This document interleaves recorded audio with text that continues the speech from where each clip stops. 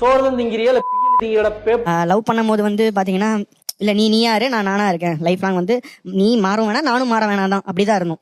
மேரேஜுங்கிற வரப்ப இல்ல நீங்க மதம் மாறியே ஆகணுங்கிற மாதிரி கட்டாயப்படுத்திட்டாங்க.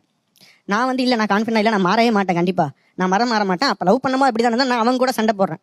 ஆனா வந்து அவங்க வீட்டுல ஒத்துக்கவே முடியறாங்க. கண்டிப்பா என் மதம் மாறினாதான் பொண்ணு கொடுப்பேங்கிற மாதிரி போயிடுச்சு. நானும் வந்து ட்ரை பண்றேன் ஓரளவுக்கு மேல அவங்கள என்ன ஃபோர்ஸ் பண்ண முடியல. இதுக்கு மேல வந்து அவங்கள ஏன் கஷ்டப்படுத்திட்டு நான் அப்பயே அதுக்கப்புறம் பேசுறதே இல்லை சார். அவங்களும் பிளாக் பண்ணிட்டாங்க நம்பர் சேஞ்ச் பண்ணிட்டாங்க. இப்ப அந்த ஊர்லயே இல்லை அவங்க வேற ஸ்டேட்டுக்கே போயிட்டாங்க. இப்ப 2 குழந்தை இருக்கு அவங்களுக்கு. ஆனா லவ் பண்ணும்போது அது முன்னாடியே சொல்லிருக்கலாம். இப்ப ஒரு பொண்ணு லவ் பண்ணானா இல்ல நீங்க இந்த மதத்துல இருக்கேன் நாளைக்கு மேரேஜ்னா நீங்க என் மதம் மாறினாதான் நான் வந்து கல்யாணம் பண்ணிக்க முடியும் அப்படின்னு சொல்லியிருந்தாங்கன்னா அப்ப அந்த பொண்ணை நாங்க போயிருக்கவே மாட்டோம் லவ் பண்ணிருக்க மாட்டோம். அந்த தாட்டே வந்திருக்காது. உங்க மதத்தை ஃபாலோ பண்ண எனக்கு தப்பு இல்ல. பட் சரி ஓகே இதுக்காக மாறுறதுன்னு சும்மா ஜஸ்ட் லைக் தட் பண்ணியிருந்திருக்கலாம். நான் எல்லாத்தையும் கடந்து வந்தான்னு வரவன் தான் காதல் பண்றவன். நீங்க ஒரு மதத்துக்காக என் பிடிச்சுக்கிட்டு நான் காதலை விடுவேன் அப்படின்னா லாஸ் இஸ் ஃபார் யூ. சோறுதான் திங்கிறியா இல்ல திங்கிற இந்த பொழப்புக்கு 4 பேர்